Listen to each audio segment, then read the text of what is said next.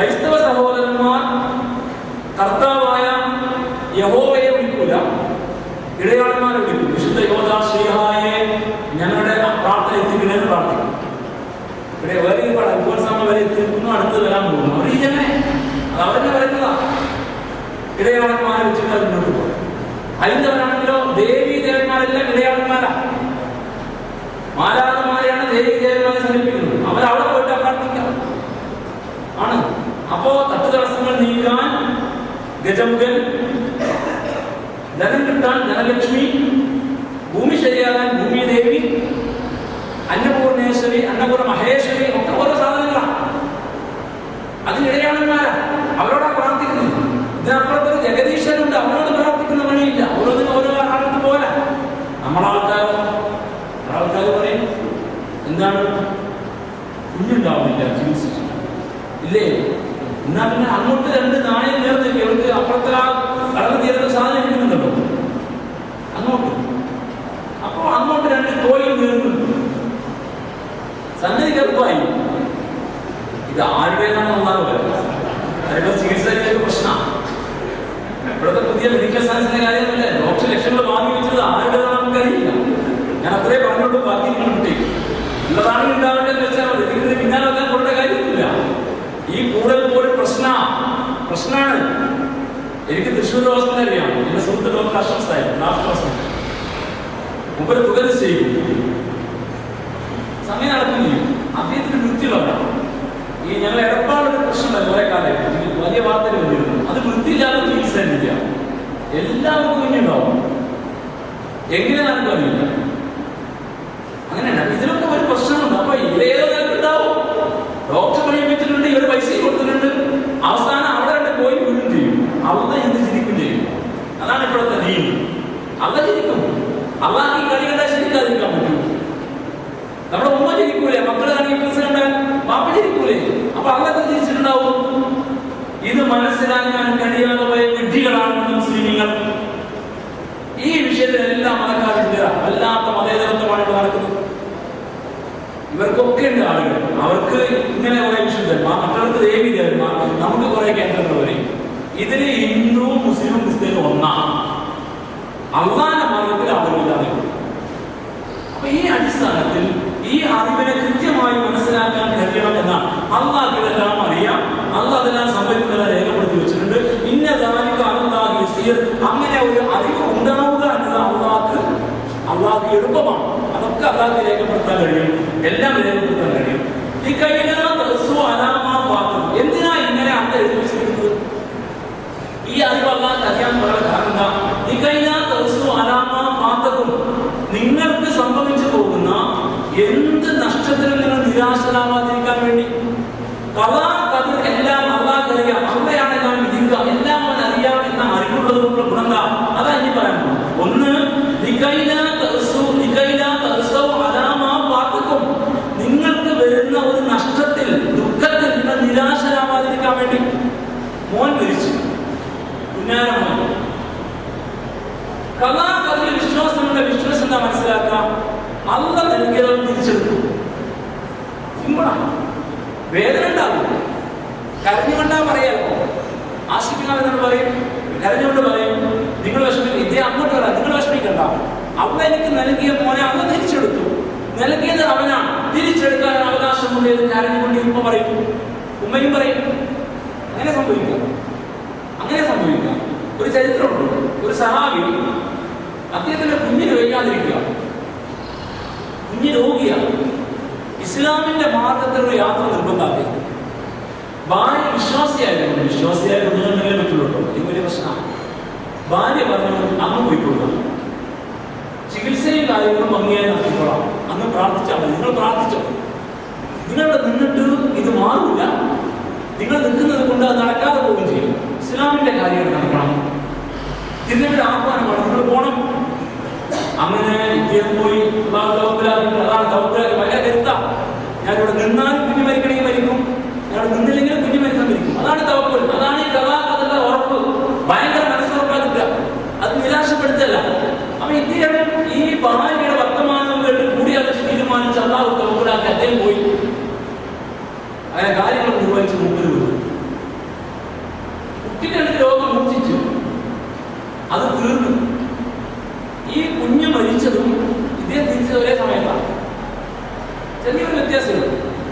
ഇദ്ദേഹം വന്നു എന്നറിഞ്ഞപ്പോ ആ സമയത്ത് ഇദ്ദേഹം വന്നുകൊണ്ടിരിക്കുന്നു, എത്താനായി എത്തിയെന്നറിഞ്ഞപ്പോ ഈ സമയത്ത് മരിച്ച കുഞ്ഞിന്റെ മേൽ തുണി ഇട്ടിട്ട് ഉമ്മക്ക് പുറത്തിറങ്ങി വരിക. ഉമ്മന് വന്ന് സലാം പറഞ്ഞ് അദ്ദേഹത്തെ കയറ്റി ഇരുത്തി നല്ല ആശ്വാസത്തോടെ, ദുഃഖം ഒതുക്കിയില്ല, കൊണ്ടുവന്ന് ഇരുത്തി തീന്മേശക്കരിയിൽ ഇരുത്തിയിട്ട് ഭക്ഷണമൊക്കെ കൊടുത്തു. ആർക്ക്? ഭർത്താവിന് ഭക്ഷണം കൊടുത്ത് വെള്ളം കൊടുത്ത് ഭർത്താവിന് പോയ കാര്യത്തിൽ ചോദിച്ചറിഞ്ഞു. അപ്പൊ ഇദ്ദേഹം വലിയ ആശ്വാസിക്കും. കുഴപ്പമൊന്നുമില്ലല്ലോ, കാരണം ഭാര്യയല്ലേ സൽക്കരിക്കുന്നത്. അദ്ദേഹം ഇരുന്നിട്ട് കാര്യങ്ങളൊക്കെ കേട്ട് ഭർത്താവ് ഭക്ഷണം കഴിക്കുമ്പോ കഴിച്ച് കഴിയാനായിട്ട് വർത്തമാനം ഇങ്ങനെ നടന്നുകൊണ്ടിരിക്കുക. ഭാര്യ ചോദിക്കുന്നു, അദ്ദേഹം പറയുന്നു, അദ്ദേഹം ചോദിക്കുന്നു, ഭാര്യ പറയുന്നു. സാധാരണ പോലെ തന്നെ കഴിഞ്ഞ് കയ്യൊക്കെ കഴുകി ഇവർ കൊടുത്ത ടവലിൽ കയ്യും തുടച്ചുകൊണ്ടിരിക്കുമ്പോ, അല്ല ഞാനൊരു കാര്യം ചോദിക്കട്ടെ, എന്ത് ഒരാൾ നമുക്കൊരു സംഗതി തന്നു എന്ന് വിചാരിക്കാം, അതെ, അത് തിരിച്ചെടുത്താലോ തിരിച്ചു ചോദിച്ചാലോ കൊടുക്കണം. ഭർത്താവിന്റെ മറുപടിയാണ്, ഒരാൾ നമുക്കൊരു കാര്യം തന്നു അതൊക്കെ തിരിച്ച് ചോദിച്ചാലോ കൊടുക്കണം. അല്ല തന്നു നമ്മുടെ മോനെ അന്ന് തിരിച്ച് ചോദിച്ചുണ്ടോ, അന്ന് എടുത്തിരിക്കുന്നു എന്ന് ഭാര്യ. സങ്കടം ഒതുക്കി രണ്ടുപേരും പോയി മയ്യത്തൊക്കെ ശരിയാക്കി ആളുകളെ അറിയിച്ച് കുളിപ്പിച്ച് കവറിലേക്ക് കൊണ്ടുപോയി. ഇതാണ് കഥാകഥ. ഉറപ്പാണ്, ഒരു നിരാശ ഉണ്ടാവില്ല. നിങ്ങൾക്ക് സംഭവിക്കുന്ന ഒരു വിഷയം നിങ്ങൾക്ക് നഷ്ടപ്പെട്ട വിഷയത്തിൽ നിങ്ങൾ ദുഃഖിതരാവാതിരിക്കാൻ വേണ്ടിയാണ് ഇങ്ങനെ അത് ചെയ്യുന്നത്. അത് അള്ളാന്റെ തീരുമാനപ്രകാരം സംഭവിച്ചതാണ്. അള്ള തന്നു, അതെടുത്തു. ഇത്ര സിമ്പിളായ വർത്താനം. എല്ലാ വിഷമവും ഉള്ളിലൊതുക്കി സമാധാനമാണ്. എന്റെ മോൻ നേരത്തെ പോയി എന്നേ ഉള്ളൂ, അവൻ അവിടെ ഉണ്ടാവും, ഇവിടെ സ്വർഗത്തിൽ. ഞങ്ങൾ വീണ്ടും ഒരു വീട്ടിൽ ഒരുമിച്ച് കൂടും എന്ന ഉറപ്പിൽ ഈ മനുഷ്യൻ ജീവിക്കും. മറ്റവരോ പോയി ആത്മഹത്യ ചെയ്യും. ആത്മഹത്യ നമ്മുടെ ആൾക്കാർ ആത്മഹത്യ ചെയ്തോണമെന്നില്ല. പക്ഷെ അള്ളാനോട് തെറ്റിയിട്ട് നേരത്തെ കുളത്തിനോട് തെറ്റിയ പോലെ നിസ്കരിക്കാനും പോലെ പണിയും പോകില്ല. അങ്ങനത്തെ ആൾക്കാർ നമ്മുടെ ഉണ്ട്. അപ്പൊ ഇതൊക്കെ അറിവില്ലായ്മയാണ്, വിശ്വാസമില്ലായ്മയാണ്.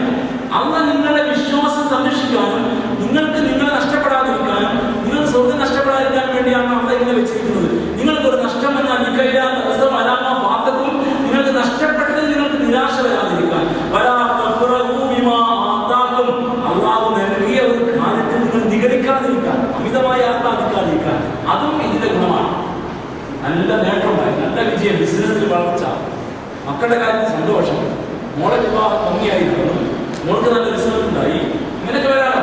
അപ്പൊ അതിൽ അമിതമായിട്ട് ആവേശം കൊണ്ടിട്ട് കണ്ടില്ലേ, ഞാനെല്ലാം പ്ലാൻ ചെയ്ത പോലെ നടക്കുന്നു, ഇതെല്ലാം ഞാൻ ഉദ്ദേശിച്ച പോലെ നടക്കും എന്നുള്ള നിഗളിപ്പിന്റെ അവസ്ഥയിലേക്ക്, അമിത ആവേശത്തിലും അമിത ആഹ്ലാദത്തിലും അമിതമായ സന്തോഷത്തിലും അങ്ങനെ അഹങ്കാരത്തിലും ഞാൻ എല്ലാം നേടിക്കൊണ്ടിരിക്കാൻ എന്ന അവസ്ഥയിലേക്കും എത്താതിരിക്കാനും ഈ ചിന്ത നല്ലതായത് അള്ള തീരുമാനിച്ച പോലെയാണ് വരിക. ഇത് തിരിച്ചു വെക്കാനാണെന്ന് പറ്റും, അല്ലാതെ പറ്റും. അപ്പോ സന്തോഷം വരുമ്പോൾ ഈ മനുഷ്യൻ അള്ളാഹിനോട് കൂടുതൽ അടുക്കാച്ചു. പറ്റവനെ ഈ സന്തോഷത്തെ എന്ന് നിലനിർത്തി തരണം കേട്ടോ. എന്നെ വല്ലാതെ സന്തോഷിപ്പിച്ച് നിരാശയിൽ ആർക്കില്ല. നിരാശയിലേക്ക് പോയാൽ ഞാൻ കുഫറിലേക്ക് ആയിപ്പോയെങ്കിലോ ഞാൻ ദുർബലനാണ്.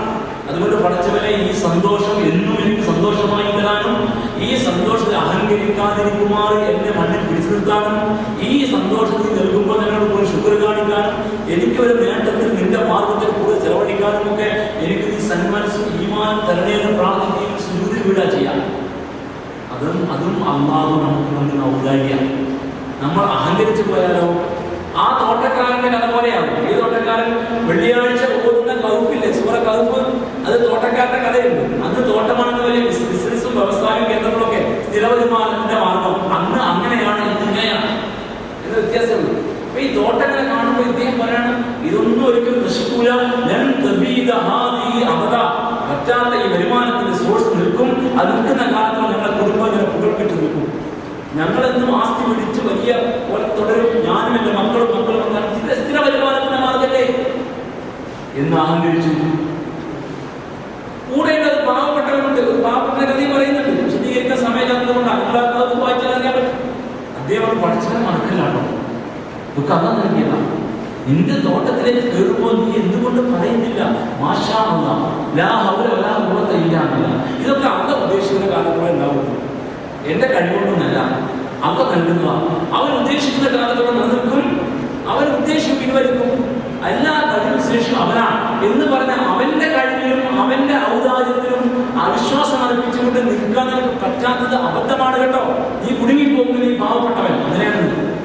ഇസ്ലാമിനെ സ്നേഹിക്കുന്ന, ഇസ്ലാമിനോട് കൂറുള്ള ഇസ്ലാമിക പ്രസ്ഥാനങ്ങൾ, ഇസ്ലാമിലെ പണ്ഡിതന്മാർ, അങ്ങനെയുള്ള ആളുകൾ, ആ വെറൈറ്റിയിൽപ്പെട്ട ആളുകൾ ഓർമ്മിക്കും. നിങ്ങൾ അഹങ്കരിക്കരുത് കേട്ടോ, ഇത് പഠിച്ചവന്റെ ദീന. നിങ്ങൾ പഠിച്ചവനെ പോയി ജീവിക്കണമെന്ന് പറയുമ്പോൾ അത് വിലമതിക്കാതെ വകവെക്കാതെ അപ്പുറത്തേക്ക് വേണ്ടി മാറി വക പിടിക്കും. അങ്ങനെ ഈ തോട്ടക്കാരന് മാപ്പ് നടത്താൻ ശ്രദ്ധിച്ചേല്ല, നീ പോകണം, ഇതൊക്കെ എൻ്റെ കഴിവുകൊണ്ട് എൻ്റെ പ്രായം കൊണ്ടോ ഞാനിങ്ങനെ കാറ്റുകൊപ്പം തൂച്ചല്ലേ, അങ്ങനെ നോക്കിയിട്ട് വരവിഷ. അപ്പൊ ഞാൻ അവിടെ ബിസിനസ്, ഇവിടെ മറ്റേത്, അവിടെ അത്, ഇവിടെ ഒക്കെ തുടങ്ങി കണ്ടില്ലേ, ഇതൊക്കെ എൻ്റെ കഴിവുകൊണ്ടുണ്ടായതാ, ഇതൊക്കെ സ്ഥിര വരുമാന, ഇതുള്ള കാലത്തോളം ഞങ്ങളുടെ കുടുംബമുണ്ടല്ലോ, ഞങ്ങളുടെ ഗതാഗതന്മാരായി തുടരും എന്ന അഹങ്കാരത്തിന്റെ അവസ്ഥയിലേക്ക് വളർന്നപ്പോ ഒരു സുപ്രഭാതം ചെന്നപ്പോൾ തോട്ടമാകെ കരിഞ്ഞു കിടക്കുക. സ്ഥിര വരുമാനത്തിന്റെ ഒരു തോട്ടം കരിവിച്ഛാരമായി കിടക്കുന്ന നെഞ്ചു പൊട്ടിപ്പോയല്ലേ. അവിടെ ചെന്ന് വിലപിക്കണം, എന്റെ റബ്ബിൽ ഞാൻ ശിർക്ക് ചെയ്യാതിരുന്നെങ്കിൽ എത്ര നന്നായിരുന്നേ. എന്താ ശിർക്ക്? ഇവിടെ ശിർക്ക് എന്താ? ഇതൊക്കെ എന്റെ കഴിവുകൊണ്ട് നേടിയതാ, എന്റെ ശേഷി കൊണ്ടുണ്ടായതാ, ഇതൊക്കെ ഇന്ന് നിലനിൽക്കും, ഇന്നലത്തെ കാലത്തോളം ഞങ്ങൾ നിലനിൽക്കും, ഞങ്ങളുടെ പേരും നിലനിൽക്കും. ഇത് ഇവിടെ ഞങ്ങൾക്കുണ്ടെങ്കിൽ അവിടെ ഞങ്ങൾക്കുണ്ടാവും. ആൾക്കാരുടെ ധാരണ അങ്ങനെ. ഇവിടെ ഇപ്പൊ നമ്മുടെ വലിയ ആൾക്കാരാണ്, സ്വർഗത്തിന് വലിയ ആൾക്കാരനായിരുന്നു എന്നാ അങ്ങനെ ധാരണ മടക്കാരൻ ഈ മടക്കാറുണ്ടായിരുന്ന. ഇതൊക്കെ നിലനിൽക്കുന്നെങ്കിൽ ഞാനും തന്നെ ആയിരിക്കും അവിടെയും വലിയവൻ. നമ്മളിത് അഹങ്കരിച്ചതാ, കുറവ് അഹങ്കരിച്ചതാ. എടോ, ഇവിടെ ഞാൻ മുടിച്ചുകൂടാനാണെങ്കിൽ നീ പറഞ്ഞ സ്വർഗമുണ്ടെങ്കിൽ അവിടെ ഞാൻ തന്നെ ആയിരിക്കും നേതാവ്. നമ്മുടെ ആൾക്കാരെ രീതി എങ്ങനെയാണ്? ഇവിടെ ഭരണാധികാരികളൊക്കെ കാണിക്കുന്ന പോലെ കണ്ടാല് ഇവിടെ നമുക്കെല്ലാം നടക്കുന്നുണ്ട്. വെട്ടാനും കുത്താനും ആളെ വിടാൻ പറ്റും, ഓക്ക് ഒട്ടിക്കാനും ആളെ വിടാൻ പറ്റും, അവിടെ പ്രശ്നത്തിലുള്ള മധ്യസ്ഥനായി നിൽക്കാനും പറ്റും. പിന്നെ നമുക്ക് വേണ്ടി വെട്ടാനും കുത്താനും പാർട്ടിക്കാരുണ്ട്. നമ്മൾ വേണ്ടതൊക്കെ കൊടുത്താൽ ജയിച്ച് കയറും ചെയ്യാം, പ്രശ്നമൊന്നുമില്ല. ഏത് നിയോജകമണ്ഡലത്തിലും ജയിച്ച് വരാൻ പറ്റും. അപ്പോൾ അതുകൊണ്ട് പിന്നെ നമുക്ക് കേസിന് അട്ടിമറിക്കാൻ പറ്റും, കോടതിയിൽ നമുക്ക് ഉദ്ദേശിച്ച കാര്യം നടക്കാൻ പറ്റും, നമുക്ക് വേണ്ട ആളുകളെ കയറ്റാനും പറ്റും, ഇറക്കാനും പറ്റും. അപ്പൊ നമുക്കിവിടെ തന്നെ അവിടെയും പറ്റും എന്ന രീതിയിലാണ് നമ്മുടെ ആളുകളെ പോകുന്നത്. എക്കാല സമയത്തിന്റെ തീർന്ന. അപ്പോ ഈ സംഗതിയിൽ നിഗളിച്ചു പോകാതിരിക്കാൻ നിനക്ക് കിട്ടിയ അധികാരം, നിനക്ക് കിട്ടിയ പണം, നിന്റെ വരുമാനം, നിന്റെ മക്കളുടെ വിജയങ്ങൾ, നിന്റെ മക്കളുടെ ഭാവിയിൽ അവരുടെ വിവാഹങ്ങളുടെ കാര്യങ്ങൾ, അങ്ങനെ നിന്റെ വീട്, ആസ്തി, നിന്റെ സുഖ സൗകര്യങ്ങൾ എല്ലാം ഇത് അല്ലാഹു നിനക്ക് നൽകിയതാണെന്ന് മനസ്സിലാക്കിയിട്ട് നീ അധികമായി സന്തോഷിക്കല്ല. അല്ലാഹു നിങ്ങൾക്ക് നൽകിയത് നിങ്ങൾ അധികമായി സന്തോഷിച്ച് നിഗളിച്ച് നിങ്ങളെ തന്നെ മറന്നു പോകുന്ന അവസ്ഥ സംഭവിക്കാതിരിക്കാനും ഇതൊക്കെ അള്ളാഹു തീരുമാനിച്ച പോലെ നടക്കൂ. അള്ളാഹു തീരുമാനിച്ച അത്രയും കാലം നിൽക്കൂ. അള്ളാഹു തീരുമാനിച്ച അത്രയും കാലം എന്റെ കയ്യിൽ നിലനിൽക്കൂ. എന്റെ തോട്ടം, എന്റെ വരുമാനം, എന്റെ അധികാരം, എന്റെ മക്കളുടെ കാര്യം, എന്റെ വീട്, എന്റെ അള്ളാഹു ഉദ്ദേശം അത്രയേ ഉള്ളൂ, അത്ര മാത്രമേ ഉണ്ടാവൂ എന്ന ചിന്തയിൽ പടച്ചവനിലേക്ക് സുജൂദിൽ വീഴാൻ നമുക്ക് പറ്റണം. അതാണ് കലാകഥയുടെ വിശ്വാസം. അല്ലെങ്കിൽ നാം മറന്നു പോകും, നമ്മളെ മറന്നു പോകും എന്നാ. അപ്പൊ ഗുണം വരുമ്പോഴും ദോഷം വരുമ്പോഴും അള്ളാഹുവിലേക്ക് അടുക്കുന്ന രീതിശാസ്ത്രമാണ് കലാകഥ. അതാണ് ഇസ്ലാമിലെ തൗഹീദിന്റെ ലക്ഷണമൊത്ത ഒരു ഭാഗം. ആ തൗഹീദിന്റെ ഈമാൻ കാര്യത്തിന്റെ ഈ 6ാമത് വിശ്വാസ കാര്യത്തിൽ ഇന്ന് മുസ്ലിം സമുദായം അമ്പേ പരാജയപ്പെട്ടിരിക്കുക. അവർ സന്തോഷം വന്നാലും ശിർക്കിലേക്ക് പോകും, സന്താപം വന്നാലും ശിർക്കിലേക്ക് പോകും. അങ്ങനെ അതാണ് മാന്യന്മാരുടെ എല്ലാം അവസ്ഥ. അങ്ങനെ സംഭവിക്കുന്നില്ല. എന്നാൽ അല്ലാഹു സുബ്ഹാനഹു വ തആല ആവട്ടെ, അവൻ ഒരിക്കലും ഈ വമ്പന്മാരിൽ സ്വയം വരുന്ന ഒരാളെയും സ്നേഹിക്കില്ല. ആ ആയത്തിൽ ശകലം ശ്രദ്ധിക്കുക. അവൻ ഇഷ്ടപ്പെടില്ല, സ്നേഹിക്കില്ല. ആരെ? ഫഖർ നടിക്കുന്ന, പൊങ്ങച്ചം പ്രകടിപ്പിക്കുന്ന വമ്പന്മാർ, മുഖ്താൽ, വമ്പൻ എന്ന് സ്വയം കരുതുന്ന ഒരാളെയും അല്ലാഹു ഇഷ്ടമല്ല. വിനയാന്വിതനെയാണ് നമ്മളെ ഇഷ്ടപ്പെടുക. ഭരണാധികാരത്തിലെത്തിയാലും വിനയാന്വിതനാവുക, പണമുള്ളപ്പോഴും വിനയാന്വിതനാവുക, മക്കൾ നന്നായി വളരുമ്പോഴും വിനയത്തോടു കൂടി അല്ലാഹുവിലേക്ക് മടങ്ങുക, കാര്യങ്ങൾ നടന്നു വരുമ്പോഴും അല്ലാഹുവിലേക്ക് വിനയത്തോടെ മടങ്ങുക, അതൊട്ടും അഹങ്കരിക്കാതിരിക്കുക. അത്തരം ആളുകൾ അല്ലാഹുക്ക് ഇഷ്ടം. അല്ലാഹു ഇഷ്ടപ്പെടുന്ന ആളുകൾ നിലനിർത്തും. അല്ലാഹു ഇഷ്ടപ്പെടാത്ത വമ്പന്മാരെ നികൃത്ത് കളയും, അങ്ങ് നിലം പരിശാക്കി കളയും. അങ്ങനെ ഒന്ന് ഇന്നലെ അവനൊരു പണക്കാരനായിരുന്നു എന്ന് നമ്മൾ പറയേണ്ടി വരും. കണ്ടാൽ തോന്നാത്തിരുന്നു അവനെ തീർത്ത് കളയുമല്ല. ജനപദങ്ങളെ തീർത്തിട്ടുണ്ട്. ആദ്യ സമൂഹ ഗോത്രം വലിയ പൊങ്കച്ചത്തിന്റെ ആൾക്കാരായിരുന്നു. ഒരു കൂട്ടർ മലമുകളിൽ വീട് വെച്ചു, വേറൊരു മല തുറച്ച് വീട് വെച്ചു. വലിയ കഴിവ് അവർക്കുണ്ടല്ല. ഒരു മലയെ ഇങ്ങനെ നിർത്തിയിട്ട് അതിനെ മൊത്തം പ്ലാൻ ചെയ്യാം, അല്ലാത്തൊരു കഴിവാണ്. നമ്മളാൾക്കാർക്ക് അവിടെ എത്തില്ല. ഒരു മലയെ അങ്ങനെ നിർത്തിയിട്ട് അതിനകത്ത് ബെഡ്റൂം, ബാത്റൂം, ഇന്ന ഭാഗത്ത് നിന്ന് സൂര്യപ്രകാശത്തിന് വേണ്ടി ഹോളുകൾ, ഇന്ന ഭാഗത്ത് എയർ ബോർഡുകൾ, ഇന്ന ഭാഗത്ത് ഔട്ടിംഗ്, ഇന്ന ഭാഗത്ത് കലവറ, ഇന്ന ഭാഗത്ത് ക്യാൻറ്റീൻ, ഇങ്ങനെ തുടങ്ങി ഇന്ന ഭാഗത്ത് പ്രവേശന കവാടങ്ങൾ, അവിടെ നിന്ന് വരുന്ന പുഴയെ ഇതിനകത്തേക്ക് തിരിച്ചുവിടാൻ ഇന്ന രീതിയിൽ പ്ലാനിങ്. ഇത്രയും കൃത്യമായി ഒരു മലയെ നിർത്തി പുറത്ത് പ്ലാൻ ചെയ്തിട്ട് അകത്ത് കയറിയിട്ട് അത് അപ്പടി ക്രമീകരിച്ചിട്ട് അതിനകത്ത് താമസ വമ്പന്മാരാണവർ. നമ്മളെ ഒരു പ്ലാൻ എസ്റ്റിമേറ്റ് പറ്റില്ല, ഒരു എഞ്ചിനീയർക്ക് പറ്റില്ല ഇപ്പണി ചെയ്യാൻ. അയാൾക്ക് മലയെ കൊത്തിക്കൂറി മാറ്റിയിട്ട് പിന്നെ കൊണ്ടുപോയിടാനേ പറ്റും. അത് നമ്മൾ പറഞ്ഞിരിക്കുന്നത്. വിലക്ക് പോയാൽ മറ്റുള്ള പേടിയാവില്ലേ? അവിടുന്ന് മല കൂടി ഇവിടെ കൊണ്ടുവരണം.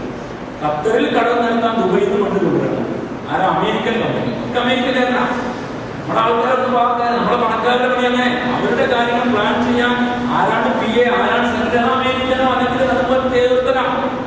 അവൻ കളിപ്പിക്കുന്ന എല്ലാ കളിയും ഈ കൊലകൾ കളിച്ചുകൊണ്ടിരിക്കും.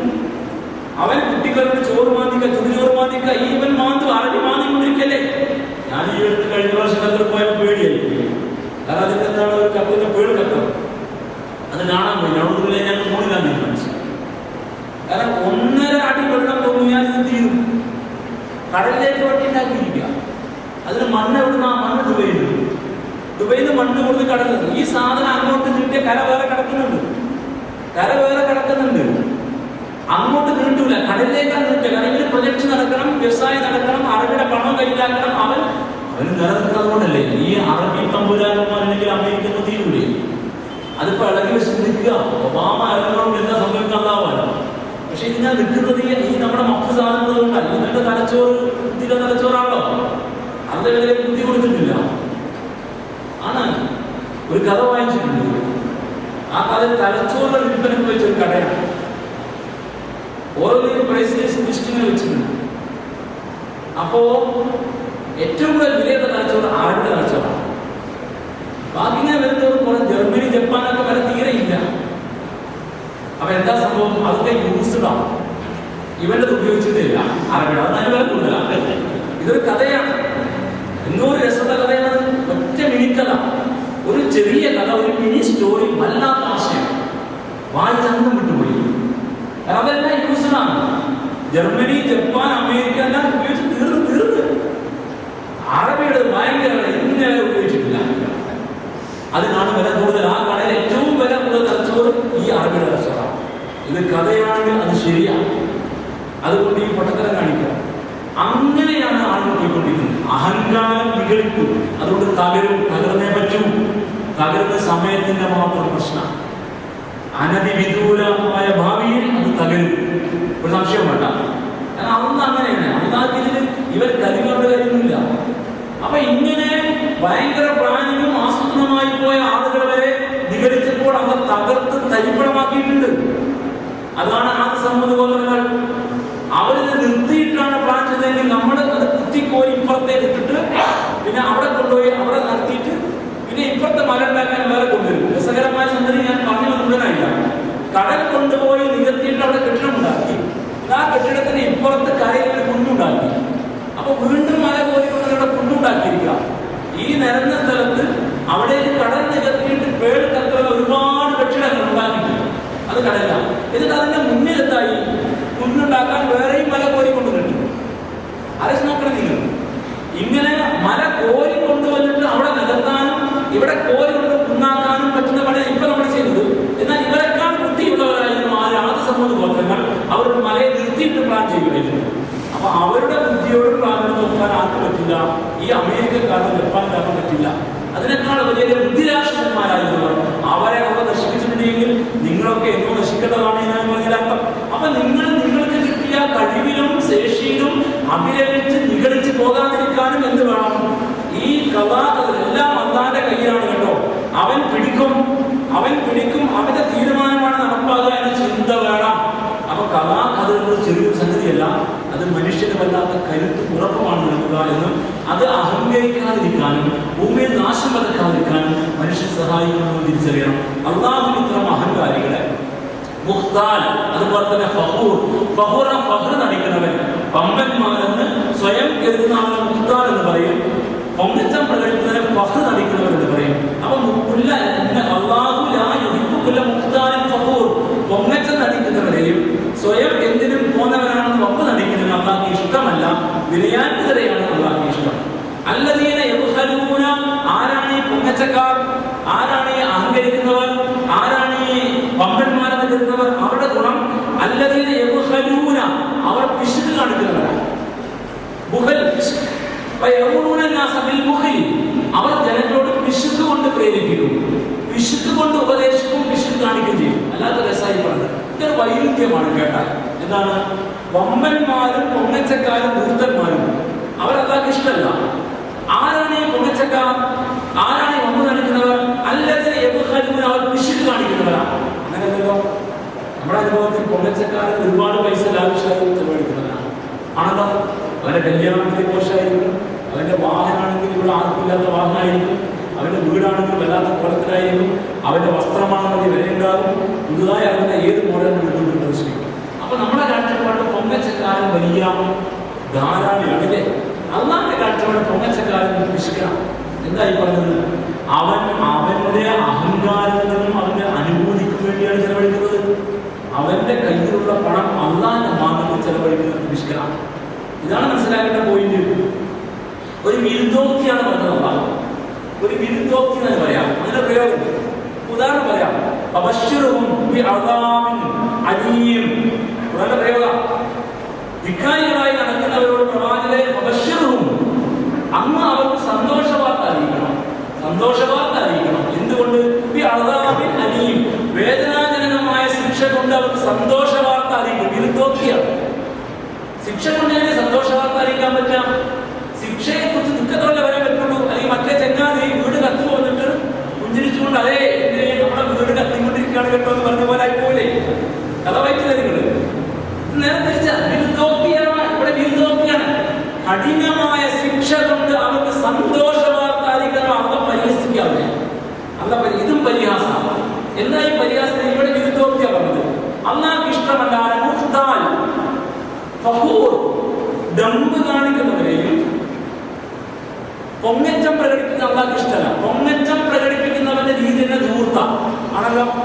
കണ്ടമാനം ലാവിഷായിട്ട് കാട്ടിക്കൂട്ട, വെറുതെ കാട്ടിക്കൂട്ടല.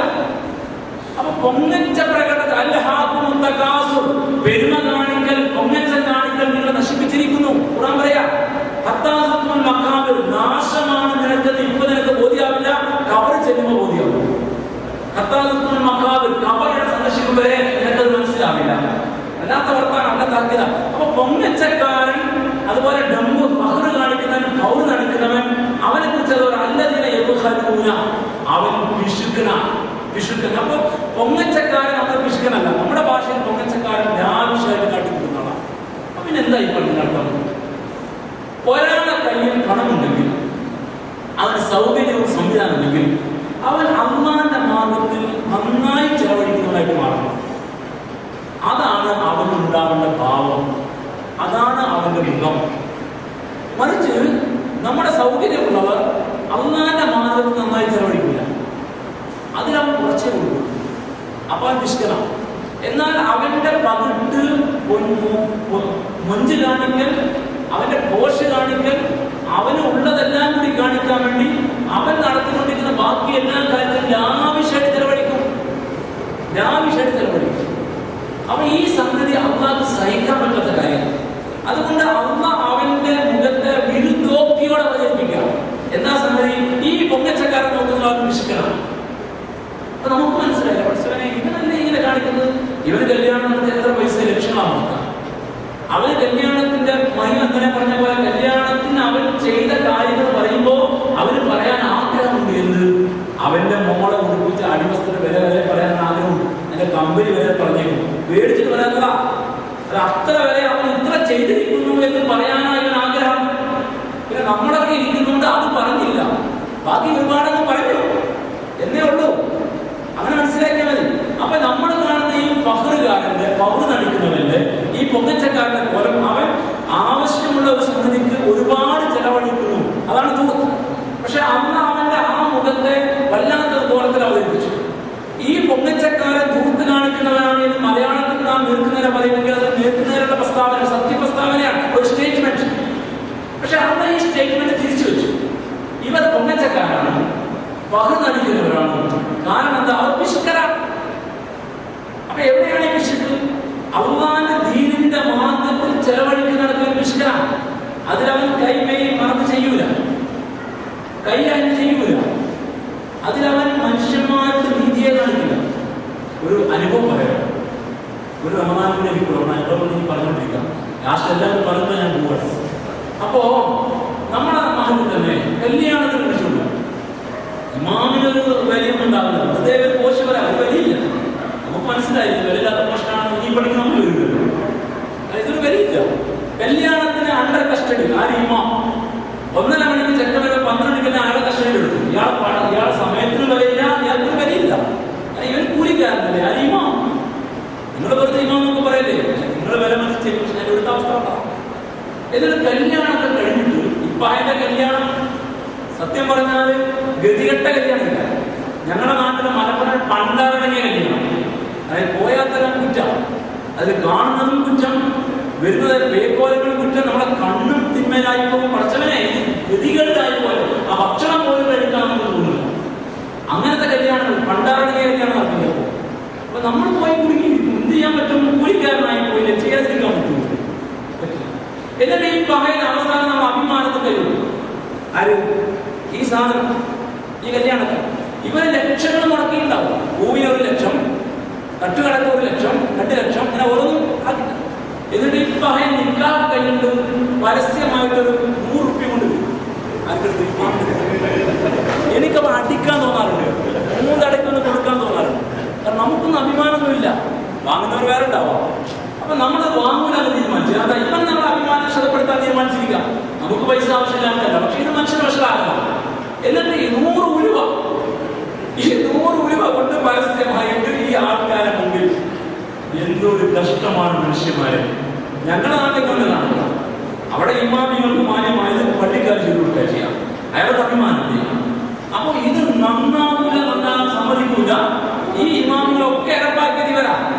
എല്ലാ ഇമാമിലും ഏർപ്പെടുത്തിയത് മുതലാളിമാരാണ്. കാരണം എന്താ?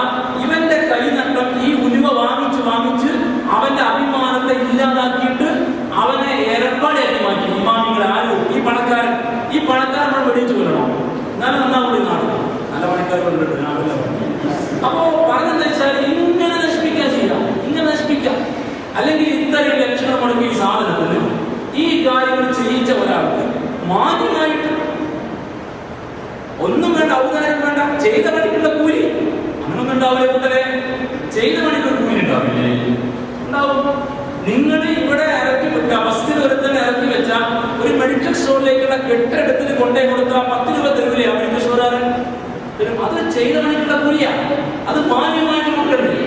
അപ്പൊ ഇങ്ങനെ ഈ വൃത്തികെട്ടവന്മാര് കാണിക്കുന്ന ഗതികേട്, അവന്റെ പത്രാസ് അതവൻ ഇഷ്ടം പോലെ കാണിക്കും. എന്നാൽ ഈ പാവപ്പെട്ടവന് ആകെ കൊടുക്കാൻ ആരാധന നമ്മളുണ്ടാകും. ഞാൻ സാധാരണ പറയാം, പെണ്ണുങ്ങളുടെ വേഷം ചോദിക്കരുത്, മാളിയമായ ശമ്പളം ചോദിക്കരുത്. പെണ്ണുങ്ങളുടെ വേഷം ചോദിക്കരുത്, മാളിയമായ ശമ്പളം ചോദിക്കരുത്. ഞാൻ ധൈര്യത്തിൽ പറയാം, എനിക്ക് ശമ്പളത്തിന് പരാതിയില്ല, ഞാൻ പോകുമ്പോൾ പരാതിയും പറയില്ല. കാരണം എനിക്കത് വേണ്ട. ബാക്കിയുള്ള ഇമാം വരുമ്പോൾ അയാൾക്ക് വേണ്ടി നമ്മൾ ചില പടവട്ടൽ നടത്തണില്ല, അത് വേറെ കാര്യം. അപ്പൊ അങ്ങനെ 4500 5000 സാധാ ഇമാം ശമ്പളം, അത് അവരെങ്ങനെ ബ്രോക്കർ പണി എടുക്കാതിരിക്കുമോ? ജീവിക്കണം. അപ്പൊ ഇത്രയും വഷളാക്കിയിട്ട് ഈ രംഗത്ത് ഇവിടെ അവൻ അറുംപിഷ്കനപ്പായി പെരുമാറും, അവിടെ അവൻ ദൂർത്തനായിട്ട് മാറും. അവൻ ദോഷ് കാണിക്കാൻ ഒരുപാട് ചെലവാക്കും. ഇസ്ലാമിലെ പള്ളിയുടെ സംരംഭമായി ചെന്നാലോ, നമ്മുടെ പാടയപ്പെട്ട കാര്യമായിട്ട് ചെന്നാൽ എന്തായാലും അവസ്ഥ?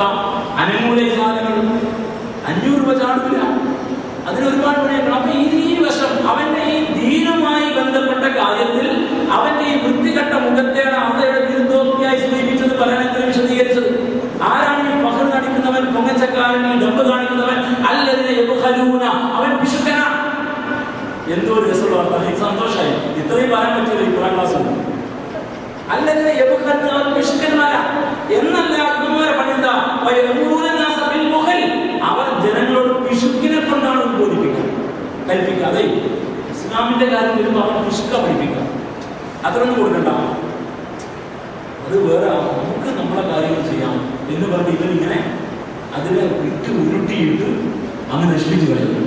ഒരു നല്ല സമ്പത്ത് നൽകപ്പെട്ട ഒരു കുടുംബത്തിൻ്റെ അടുത്ത് ഒരു പ്രൊജക്ട് കൊണ്ടുപോയി വെച്ച് കൊടുത്താൽ ഇവന്മാർ തമ്മിൽ ആലോചന നടക്കൂല. ഉറപ്പാ, ജ്യേഷ്ഠന്മാർ ആലോചന നടക്കൂല. ഇയാൾ ഒറ്റ കണ്ടാണ് നടന്നിരിക്കുന്നത്. കാരണം എന്താ? അയാൾക്ക് ഇതിൽ തത്വബോധം ഉണ്ടാവും. കാര്യം പറഞ്ഞാൽ മനസ്സിലാവും. അപ്പൊ നമുക്ക് അദ്ദേഹത്തെ കണ്ടാൽ കാര്യം സമർപ്പിച്ചാൽ നടക്കും. പക്ഷെ അദ്ദേഹം പറയാണ്, ഞാൻ പ്രദേശമായിട്ടൊന്ന് ഉഷാവറ നടത്താൻ പോയി, കാര്യം നടക്കൂല. കാരണം എന്താ? വിശുദ്ധ ഉത്ബോധിപ്പിക്കല, പിന്നെ ബാക്കി നടപടി അവർ കൂടി ആ വിശുദ്ധ ഉപദേശം അതാണ് നമ്മൾ കൊടുക്കേണ്ട കാര്യമൊന്നുമില്ല. അത് നടന്നതിന് കുഴപ്പമില്ല. നമ്മൾ എത്ര കൊടുത്താലും 14 കൊടുത്തേക്ക്, അത് ക്ലോസ് ചെയ്തേക്ക് എന്ന് പറഞ്ഞിട്ട് അങ്ങ് നിർത്തിക്കളയും. ഇതാണ് വിശുദ്ധ കൊണ്ട് ഉപദേശിക്കുന്നത്.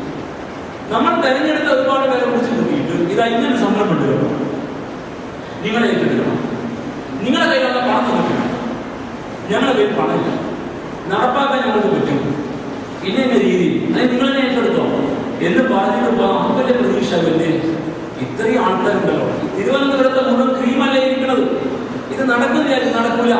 കാരണം ഇവന്മാർ തമ്മിൽ എപ്പോഴും മുഖൽ വിശുദ്ധ ഉപദേശിക്കും. അത് കൊടുക്കേണ്ട കാര്യമില്ല. ഒരു കാര്യം ചെയ്യാം, 1 ലക്ഷം കൊടുത്തേക്ക്. 1 ലക്ഷം ചായക്കടയിൽ ചെലവാക്കുന്ന പൈസ 1 ലക്ഷം.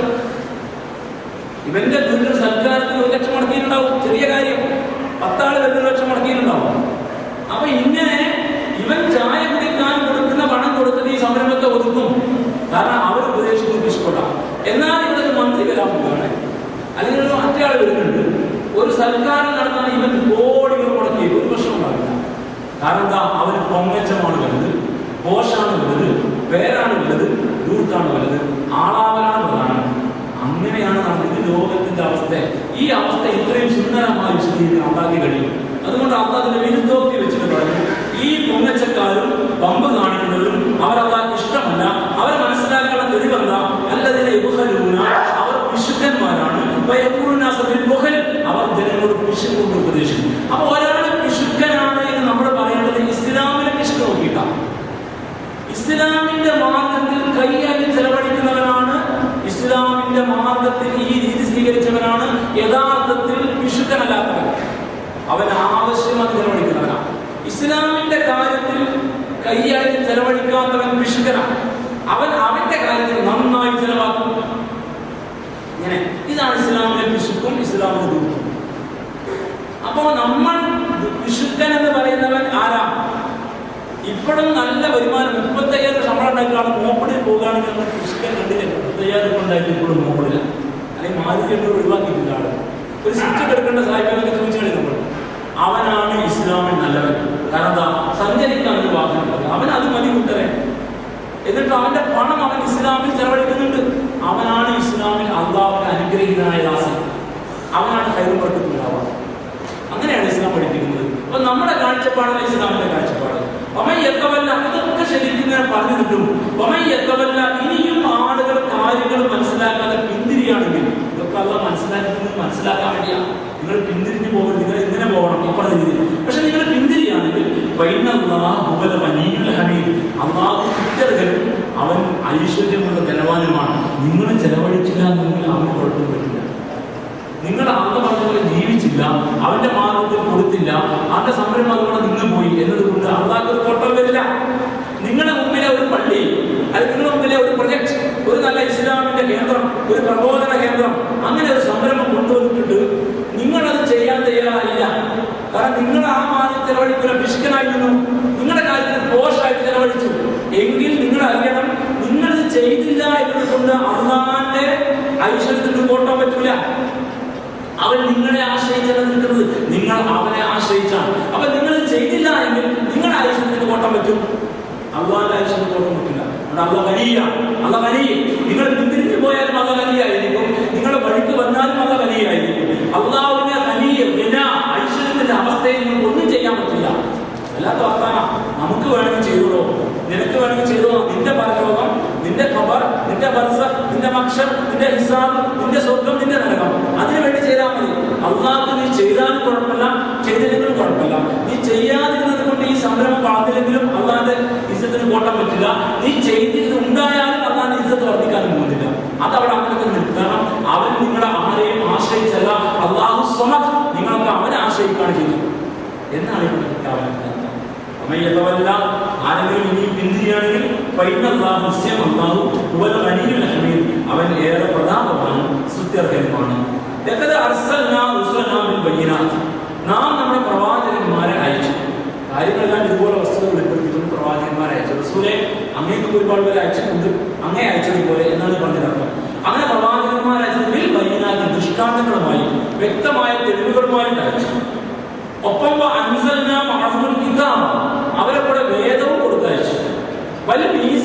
ത്രാസും കൊടുത്തയച്ചു. ജനങ്ങൾ നീതിയിൽ തുടരുന്നതിന് വേണ്ടി നാം ഇരുമ്പും ഇറക്കി, അതിൽ നല്ല ശക്തിയുണ്ട്, ജനങ്ങൾക്ക് വേറെ ഉപകാരങ്ങളുണ്ട്. ഇതൊക്കെ നാം കൊടുത്തയച്ചത് അള്ളാഹു അറിയുന്നതിന് വേണ്ടിയാണ്. അള്ളാഹുവിനെ സഹായിക്കും, അവന്റെ പ്രവാചകന്മാരെ ആര് സഹായിക്കും? അള്ളാഹ് അദൃശ്യനായി നിൽക്കെ തന്നെ, അള്ളാഹ് കൺവെട്ടത്തിൽ ഇല്ലാതിരിക്കെ തന്നെ അദൃശ്യനായ അള്ളാഹുവിനെ, അവന്റെ ദീനിനെ, അവന്റെ പ്രവാചകനെ, അവന്റെ മാർഗത്തെ ആര് സഹായിക്കും എന്നറിയാൻ വേണ്ടിയാണ് അത് ഇതൊക്കെ കൊടുത്തയച്ചത്. അള്ള ശക്തനാണ് പ്രധാനമാണ്. ഇത് വല്ലാത്തൊരു വർത്താനം.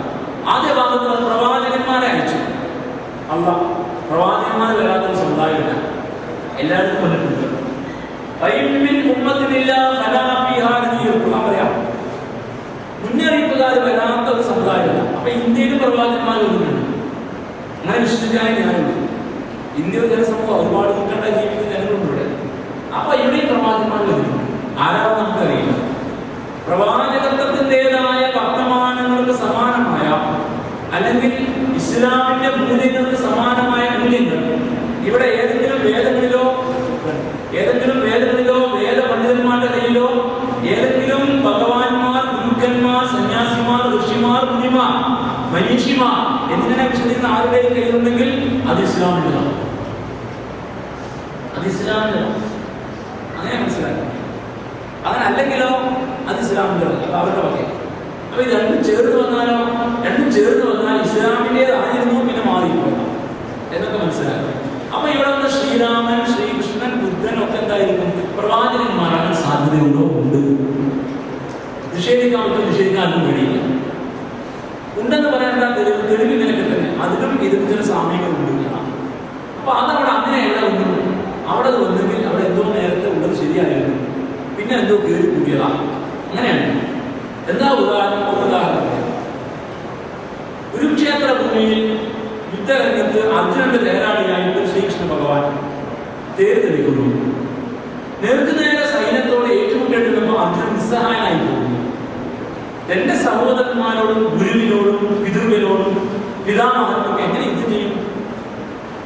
അദ്ദേഹം നിസ്സഹായനായി പോകുന്നു. അത് വിശദീകരിക്കുന്നില്ല. അവിടെ ശ്രീകൃഷ്ണൻ ഉണർന്ന് പ്രവർത്തിക്കുന്നു.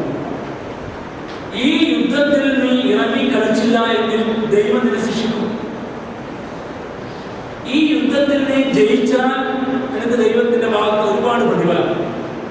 നീ തോറ്റാലും നിനക്ക് ദൈവത്തിന്റെ ഭാഗത്ത് പ്രതിഫലം തന്നെ. ഈ യുദ്ധത്തിൽ നീ മരിച്ചാൽ നിനക്ക് സ്വർഗം. യുദ്ധത്തിന് പിൻവാങ്ങിയാൽ നരകം. യുദ്ധത്തിന് പിൻവാങ്ങിയാൽ നരകം. കാരണം ധർമ്മ സംസ്ഥാപനമായ സംഭവിക്കേണ്ട കാര്യമാണ്. ഇവിടെ നീതി പുലരണം. ഇതാണ് ഉപദേശത്തിൽ പറഞ്ഞത്, മറ്റു മലയാളത്തിൽ പറഞ്ഞത്. അപ്പൊ ഇവിടെ ധർമ്മം സ്ഥാപിക്കുക, അമൃതൽ മാറും കാര്യങ്ങളുണ്ട്. അതിന് പണിയെടുക്കൽ ഏറ്റവും വലിയ ധർമ്മ സമരമാണ്, ജിഹാദാണ്, സായുധ സമരമാണ്, കിത്താലാണ്. അതിന് വലിയ പ്രതിഫലം ഇസ്ലാമിന്റെ അങ്ങനെ തന്നെ.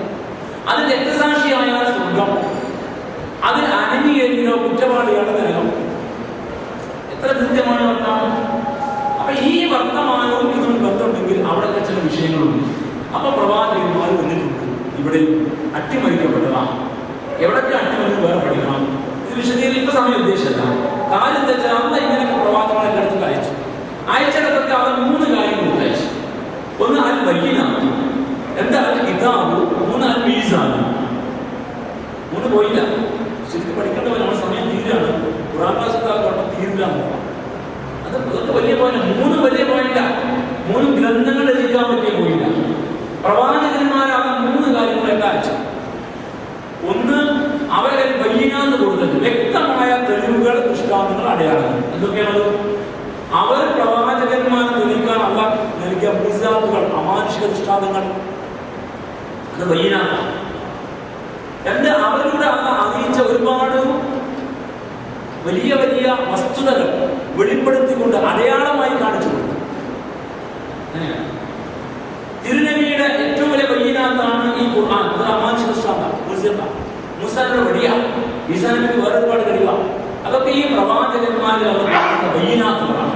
ഒന്ന് ചുരുക്കി അങ്ങനെ മനസ്സിലാക്കി. 2ാമത്തെ കിതാബാണ്, വേദഗ്രന്ഥം. അപ്പൊ എല്ലാവർക്കും വേദം കിട്ടിയിട്ട് 4 വേദങ്ങളെ വന്നുള്ളൂ. ബാക്കിയുള്ളവർക്ക് പേജുകൾ. സൂഫ് ഇബ്രാഹിം മൂസ എന്ന് വായിക്കാറില്ലേ? ഇബ്രാഹിമിലേക്ക് വേദമുണ്ടോ? വേദമൊന്നുമില്ല. പിന്നെ പേജുണ്ട്. അത് മുമ്പ് വന്ന ഒരു വേദത്തെ അതേപോലെ നിലനിർത്തി മുന്നോട്ട് പോകുമ്പോൾ പ്രവാചകന്മാർ മാറി മാറി വരുമ്പോൾ സമൂഹത്തിന്റെ വളർച്ചക്കനുസരിച്ച് കാലികമായ ചില ശറഈ ഹുക്മുകളിലെ നിയമത്തിലെ അടിസ്ഥാനത്തിന് മാറ്റം ഉണ്ടാവില്ല, ഐഡിയോളജി മാറില്ല. അതിന്റെ വിശദാംശങ്ങളുമായി ബന്ധപ്പെട്ട പ്രാക്ടിക്കൽ സൈഡുമായി ബന്ധപ്പെട്ട വിധിവിലക്കുകളുടെ മാറ്റങ്ങൾ ഉണ്ടാവും. ആ മാറ്റങ്ങൾ രേഖയായി ശരീഅത്ത് നിയമം രേഖയായിട്ട് കൊടുക്കും. വേദഗ്രന്ഥം അത് തന്നെ. ശരീഅത്ത് നിയമം പുതുതായ പ്രവാചകന്റെ അടുത്ത് വേറെ ഉണ്ടാവും. അങ്ങനെയാണ്. അപ്പൊ അത് പേജുകൾ കൊടുക്കും. അപ്പൊ ഇങ്ങനെ രണ്ടും കിതാബിന്റെ ഭാഗം തന്നെ. അപ്പൊ ആ എല്ലാ പ്രവാചകനും കിതാബ് എന്ന് വെച്ചാൽ ഉണ്ട്. എന്നാൽ അറിയപ്പെടുന്ന വേദന 4 ഉള്ളൂ. അത് 4 പ്രവാചകന്മാർക്കാണ് കിട്ടിയത്. ബാക്കിയുള്ളവർക്ക് പേജുകളും നിർദ്ദേശങ്ങളുമാണ്. പക്ഷെ മൊത്തത്തിൽ പറയുന്നത് കിതാബിന്റെ ഭാഗം തന്നെ. ആ കിതാബുമായി ബന്ധപ്പെട്ടാണ് ഈ പ്രവാചകൻ പണിയെടുക്കുക. അങ്ങനെയാണ്. ആ കിതാബുമായി ബന്ധപ്പെട്ടാണ് ഈ പ്രവാചകൻ പണി. മൂസാ നബിക്ക് ശേഷം ഈസാ നബിക്ക് ഒരുപാട് പ്രവാചകന്മാർ വന്നിട്ടുണ്ട്. ആ പ്രവാചകന്മാർക്കൊക്കെയുള്ള വേദന തൗറാത്ത് തന്നെ. അവർ അത് വെച്ചാൽ പണിയെടുക്കുക. വല്ല ശരിയാ നിയമങ്ങളിൽ ആ പേജ് രേഖപ്പെടുത്തി കൊടുക്കും. ഈ വ്യത്യാസമേ ഉള്ളൂ. അപ്പൊ വേദത്തിന്റെ ബലത്തിൽ അവർ പണിയെടുക്കുക. അപ്പൊ അവരും ഒരു വേദത്തെ ശരിവെച്ചുകൊണ്ടും വേദത്തെ ബേസ് ചെയ്തുകൊണ്ടുമാണ് പണിയെടുക്കുക. അപ്പൊ അങ്ങനെ വേദത്തെ കൊടുത്തിട്ടുണ്ട്. 2. മൂന്നാമത്തെ വിഷയം ഇത് വിശദീകരിക്കേണ്ടത് അൽ മീസാൻ. ത്രാസ് കൊടുത്തിട്ടുണ്ട്. മീസാൻ, ത്രാസ് എന്നാൽ നീതിയുടെ അടയാളമാണ്. ത്രാസ് കള്ളത്താപ്പിന്റെ എതിർപദമാണ്. ത്രാസ് കള്ളത്താപ്പിന് അളവിന് തൂക്കത്തിന് കൃത്രിമം കാണിക്കുന്ന സാമ്പത്തിക അട്ടിമറിയുണ്ടല്ലോ, സാമ്പത്തികമായ അനീതി, അവിഹിതമായ ക്രമങ്ങൾ സാമ്പത്തികത്തിൽ വരുന്നതിന് എതിരെയുള്ള തെളിവാണ് മീസാൻ. ത്രാസ് രണ്ടർത്ഥമുണ്ട്. ഒന്ന് സാധനങ്ങൾ കൃത്യമായ അളവ് തൂക്കി കൊടുക്കാൻ ത്രാസ് വേണം. അത് സാമ്പത്തിക രംഗത്തെ നീതിയാണ്, സത്യസന്ധതയാണ്. ത്രാസ് അതിന്റെ അടയാളമാണ്. ത്രാസിന് നീതി എന്നർത്ഥമുണ്ട്. നീതി അത് നീതി നിർവഹണമാണ്, നിഷ്കൃഷ്ടമായ നീതി. അത് സാമൂഹ്യ ക്രമത്തിലെ ഭരണക്രമത്തിലെ ഏറ്റവും ഉദാത്തമായ ഒരു മൂല്യമാണ്. രണ്ടും സംഗതി ആരാ കൊടുത്തയച്ച ആളെ നിങ്ങൾ ഇങ്ങനെ മനസ്സിലാക്കുന്നത്. സമയം വൈകിട്ട് നിങ്ങൾ വിഷമിക്കുകയാണെങ്കിൽ 2 സംഗതി ചെയ്യാം. ഒരു നമുക്ക് ക്ലാസ് നിർത്താം, അല്ലെങ്കിൽ കുറച്ച് പേർക്ക് അവിടെ പോയി പറഞ്ഞാൽ ഇരിക്കുന്നവർക്ക് കേൾക്കാൻ ചെയ്യാം. അങ്ങനെ ഒരു രീതി സ്വീകരിച്ചാൽ മതി. നിങ്ങൾക്ക് പറഞ്ഞു പൂർത്തിയാക്കാൻ പറ്റും. എന്റെ മനസ്സ് പ്രയാസത്തോട് പറയാം. ഇന്നും സമയം നീണ്ടു പോകുകയാണെന്ന് വിചാരിക്കുന്നത് നിങ്ങൾ. അല്ലെങ്കിൽ ചെറിയ വിഷയങ്ങളൊന്നുമല്ല. നമ്മളൊരു വലിയ അധ്യായത്തെ 10 ദിവസം കൂടെ ഒതുക്കാൻ പോകാം. അതെനിക്ക് പറ്റാത്ത പണിയാണ്, എനിക്ക് കഴിയില്ല. അത് അധ്യായത്തിന്റെ മഹത്വം കൊണ്ടാണ്, എന്റെ ദൗർബല്യം കൊണ്ട്. വലിയ പണ്ഡിതനാണെങ്കിലോ ചുരുക്കി പറഞ്ഞേക്കും, നിങ്ങൾക്ക് മനസ്സിലാവുന്നില്ല. എനിക്കത് പറ്റാത്തത് കൊണ്ടാണ്. അപ്പോ മീസാൻ എന്നത് അള്ള കൊടുത്തയച്ച ഈ മീസാൻ ത്രാസ് 2 രംഗത്താണ് പ്രത്യക്ഷത്തിലുള്ളത്. എല്ലാവരും മനസ്സിലാക്കും. ഒന്ന്, സാമ്പത്തിക രംഗത്ത് കൃത്രിമം പാടില്ല എന്നതിന്റെ അടയാളമാണ് മീസാൻ. ആണോ? നിങ്ങൾ മിണ്ടുന്നില്ല. ആണ്, ശരി. അപ്പൊ സാമ്പത്തിക രംഗത്ത് അള്ള നിയമം വകുപ്പിച്ചിട്ടുണ്ടോ? ഉണ്ടോ? ഉണ്ട്. അപ്പൊ സാഹിബെ സാമ്പത്തിക രംഗത്ത് മുസ്ലിം ആവണ്ടേ? ലളിതമാണ് കാര്യം. നമ്മുടെ ആൾക്കാർക്ക് എന്താ പറയുന്നത്? അവിടെ നന്നായി നിസ്കരിച്ച് നോക്കുന്നുണ്ട്, നിൽക്കുന്നുണ്ട്, ഇരുന്നാൽ മതി. കച്ചവടവും ബിസിനസ്സും അപ്പൊ അള്ള പറഞ്ഞ പോലെ നോക്കിയാൽ നടക്കൂല തന്നെ പറയുന്നത്. ശുദ്ധ കാഫിരികൾ. ഇവൻ ശുദ്ധ കാഫിറാ. എന്നിട്ട് ഇവനെ മുൻപിട്ട മുസ്ലിമാക്കി നടക്കാൻ നമ്മുടെ പാർട്ടിക്കാരും സംഘടനക്കാരും എന്തേ? അവർ തമ്മിൽ ശരിയാ. ഇത് ദീനിന്റെ കാര്യം, ഇത് ദുനിയാവിന്റെ കാര്യത്തിൽ അവർ ഇഷ്ടംപോലെ ചെയ്തോട്ടെ എന്നാണ് പാർട്ടിക്കാരും സംഘടനക്കാരും പറഞ്ഞ് പ്രസംഗിച്ച് നടക്കുന്നത്. എന്തൊരു ദുരന്താണ്! അള്ള എല്ലാ പ്രവാചകന്മാരെയും വിട്ടപ്പോ ബയ്യിനാത്തും കൊടുത്തു, കിതാബും കൊടുത്തു, മീസാനും കൊടുത്തു എന്നായി പറയുന്നത്. അപ്പൊ സാഹിബ് പ്രവാചകൻ പഠിപ്പിച്ച ദീന് വേറെ, നിന്റെ സംഘടന പഠിച്ച ദീന് വേറെയല്ലേ? ആണ്. സംഘടനക്കാരെന്താ പറയുന്നത്? അത് കുഴപ്പമൊന്നുമില്ല, നിസ്കരിച്ച് പോകുന്നതൊക്കെ ശിർക്കൊന്നും സംഭവിക്കുന്നില്ല, ആരാധന ആരംഭിച്ചു. പിന്നെ കച്ചവടം കാര്യം അതൊക്കെ ദുനിയാവിന്റെ കാര്യമില്ലേ? ഞാൻ വിട്ടോ, വണ്ടി വിട്ടോ, ഞങ്ങൾ ഇടപെടില്ല. ആരും സംഘടനക്കാരൻ ഞങ്ങൾ ഇടപെടില്ല. വിഷയമല്ല. നീ സക്കാത്ത് കൊടുത്തു തരണം, നിസ്കരിക്കാൻ നമ്മുടെ സെന്ററിൽ വരണം. പിന്നെയോ ആ ശംഖ് മുഖത്തും ഈ കടുവ അവർ പോകും ചെയ്തു. ക്ലിയറായി. ശുദ്ധ മുസ്ലിം, സ്വർഗത്തിൽ നീ തന്നെ എന്ന് പഠിപ്പിച്ചിട്ട് മനുഷ്യന്മാർ ധിക്കാരികളാക്കി മാറ്റിയവർ ഇന്നത്തെ പരിഷ്കരണ പ്രസ്ഥാനങ്ങളാ. യാഥാസ്ഥികരെ വിട്ടോ, അവരെ നിങ്ങൾ വിട്ടുകൊണ്ടല്ലേ? അവർ കബറോ മൂടലോ ഒക്കെ നടക്കട്ടെ. പക്ഷെ നിങ്ങൾ അവിടെ നിന്ന് വിട്ടിട്ട് ഇപ്പൊ നിങ്ങൾ എവിടെ എത്തി? പ്രവാചകന്മാർ കൊണ്ടുവന്ന മീസാനിനെ നിങ്ങൾ തള്ളിക്കളഞ്ഞു. പ്രവാചകനെ കൊണ്ടുവന്ന ബയ്യിനാത്ത് നിങ്ങൾ അംഗീകരിച്ചു, മൂസാത്ത് അംഗീകരിച്ചു, കിതാബ് നിങ്ങൾ നിങ്ങൾ മക്കയിൽ പോകുന്ന ആളുകൾ ജദ്ദയിൽ ഇറങ്ങിയിട്ട് മക്കയിലേക്ക് ബൈ കാർ അല്ലെങ്കിൽ പോകുമ്പോൾ ഒരു പകുതി വഴികൾക്ക് വലിയ കമാനം ഇപ്പോഴുണ്ട് കേട്ടോ. ഈ 6 വരി റോഡിന് മുകളിലുള്ള വലിയൊരു കമാനം. ആ കമാനത്തിന്റെ പ്രത്യേകത ഇങ്ങനെ വന്നിട്ട് അതിന്റെ നടുവിൽ ഒരു മുസ്തഫ് മുകളിലേക്ക് തോന്നി വെച്ചിരിക്കുന്നു. ഒരു ഖുർആൻ ഓർമ്മയുണ്ടെന്നാ പറയുന്നത്. എന്തെങ്കിലും പോകുമ്പോൾ ശ്രദ്ധിക്കണം.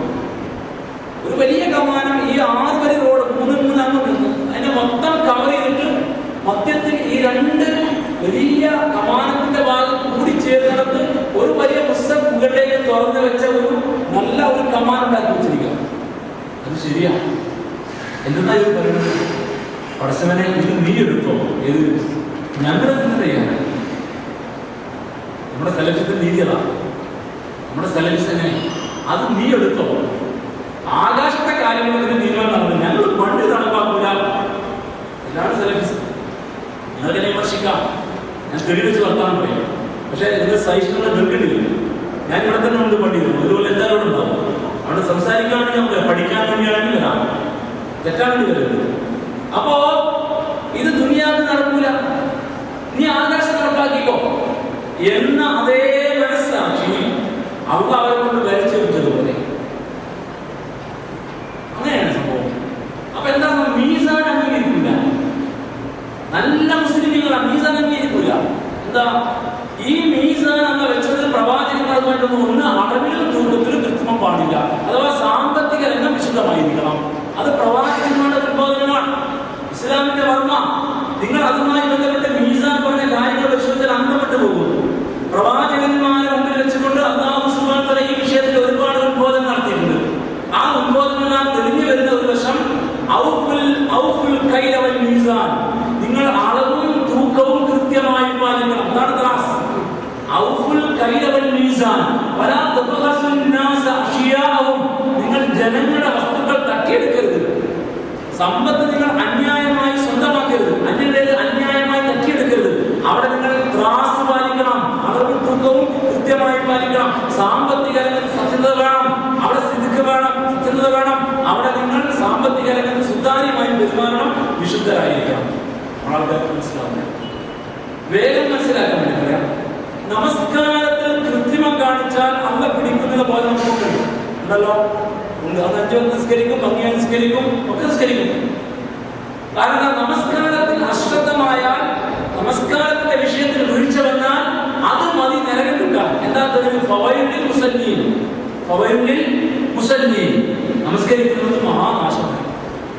ഇത് ഗൗരവത്തിൽ പരിഗണിച്ച് നന്നായി നിസ്കരിക്കും. എന്തോരം നിസ്കാരം പഠിച്ചവരെ, നല്ല കാര്യം. പക്ഷെ ഇതേ കോളത്തിൽ അല്ല പറഞ്ഞ ആയത്തിൽ വേറെ ഖുർആനിൽ ഇതും അമ്മ ചുതിയിലാണ്, അതും അമ്മ ചുതിയില്ല. ഈ പറയാനുള്ളത് അമ്മ ചുതിയില്ല. മിനിമം അമ്മ ചുതിയിൽ പഠിച്ചിട്ടുണ്ടാവുമല്ലോ പഠിക്കുകയാണെങ്കിൽ.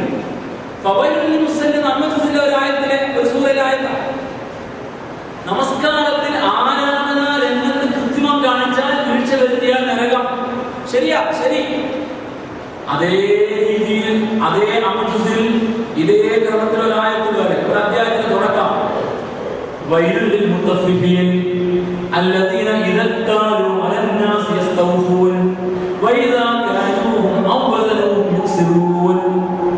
വൈലുൽ മുത്തഫിഫീൻ, അളവിലും തൂക്കത്തിലും കൃത്രിമം കാണിക്കുന്നവർക്ക് വൈൽ, നരകം, നാശം.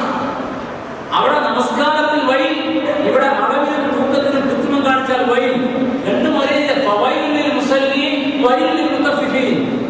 ഒരു വ്യത്യാസമില്ല. അറബി ഭാഷ വ്യാകരണത്തിന്റെ കനവും ഗാംഭീര്യവും ഒരു വ്യത്യാസം. രണ്ടും ഒരുപോലെ ഗൗരവത്തിൽ, ഒരേ ഖുർആൻ, ഒരേ ജിസിൽ, ഒരേ അല്ലാഹു, ഒരേ കാലഘട്ടത്തിൽ മക്കയിൽ ഒരുപോലെ പഠിപ്പിച്ച വിഷയമാണ്. പക്ഷേ നിസ്കാരത്തിൽ ബദ്ധശ്രദ്ധരായ പലരും സാമ്പത്തിക രംഗത്ത് വൃത്തികെട്ട രീതിയിലാണ്. അപ്പൊ സാഹിബ് നമസ്കാരങ്ങൾ മാത്രം പോകും. ഇല്ല, ഇത് വിഷയത്തെ ആണ് അല്ലാതെ ഒരുപോലെ പഠിപ്പിച്ചത്, അള്ള ഒരുപോലെ പഠിപ്പിച്ചത്. പക്ഷെ അള്ള ഒരുപോലെ പഠിപ്പിച്ച വിഷയം ഒരുപോലെ അംഗീകരിക്കാൻ ലക്ഷണമൊത്ത മുസ്ലിമീങ്ങൾ തയ്യാറല്ല. അതാണ് ദുരന്തം. അപ്പൊ നിസ്കാരം ദീനിന്റെ കാര്യമാണ്. ഇതോ അത് ദുനിയാവിന്റെ കാര്യം. ഇത് ദുനിയാവിന്റെ കാര്യത്തിലെ നമ്മുടെ കച്ചവടത്തിന്റെ കാര്യം. അവിടെ പോയി ഇസ്ലാമൊക്കെ നമുക്ക് നടക്കുമോ എന്ന് ഈ മാലിന് പറയാം. മാലിന് ഇങ്ങോട്ട് ഒക്കെ വായിക്കണം കേട്ടോ. ഇത്രയും ദുരന്തമാണ്. പക്ഷെ അള്ള ഒരുപോലെ ഇതേ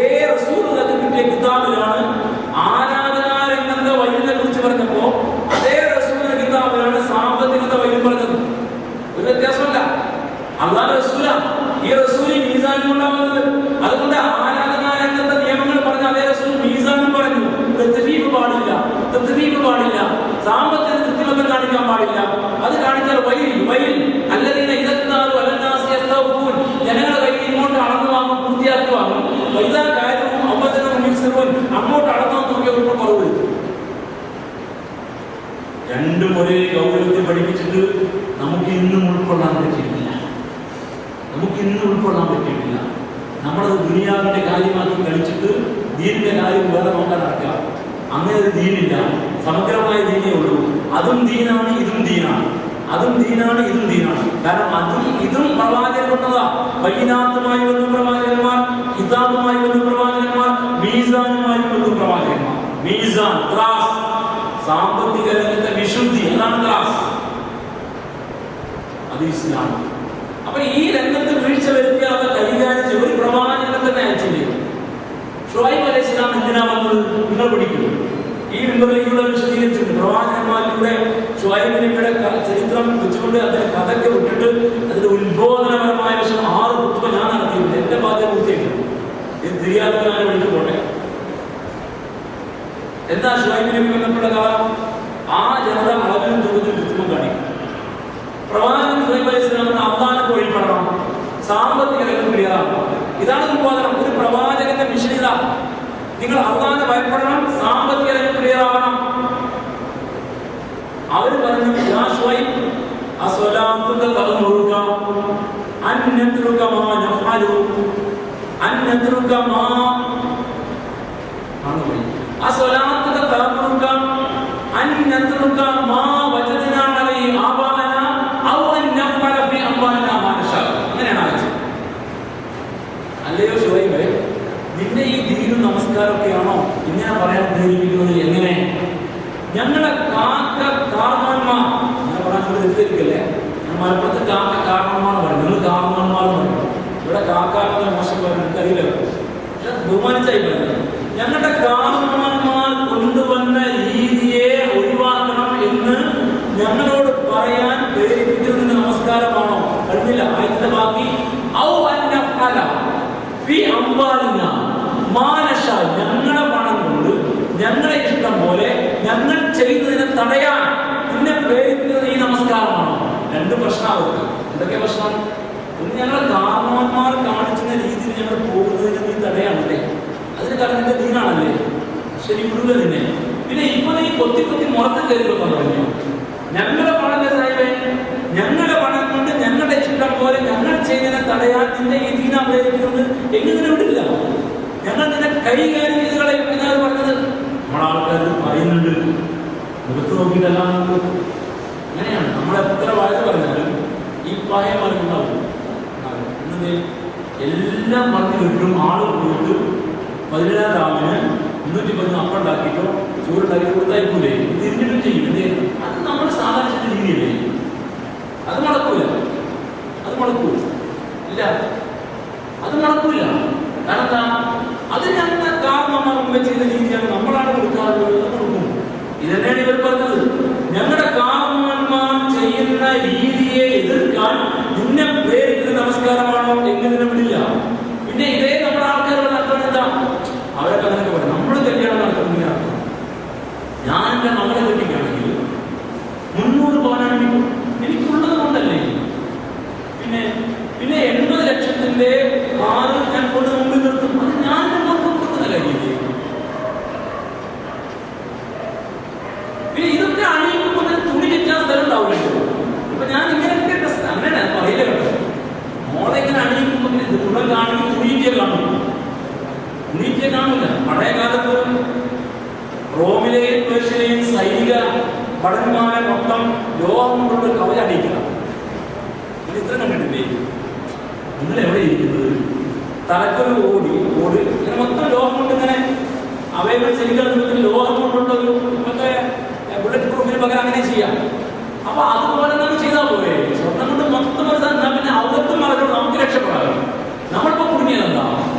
ഇതിനെ സ്വർണം ചുറ്റും ചെയ്യും, തുണി ഉടുപ്പിക്കില്ല. അപ്പൊ ഇന്ന സാധനത്തിന്റെ മൊത്തം സ്വർണം കൊണ്ട് നമ്മൾ ചുറ്റിയെങ്കിൽ അവിടത്തെ വെളിവാകുമല്ലോ. ഞങ്ങളെപ്പോഴത്തെ നേരത്തെ തന്നെ ഇരിക്കാറോ ഈ സദസ്സിൽ? ഞാൻ പറഞ്ഞത് മനസ്സിലായില്ല.